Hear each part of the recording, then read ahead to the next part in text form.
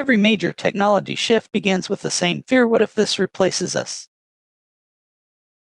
We felt it when machines entered workshops. People saw speed, scale, and automation, and assumed human value would disappear.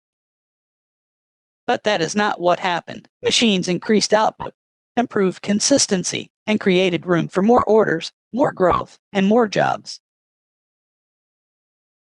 Still, machines never owned the result. People inspected the work, protected quality, and remained accountable. AI is the next chapter. It can draft, code, test, analyze, and repeat work at incredible speed.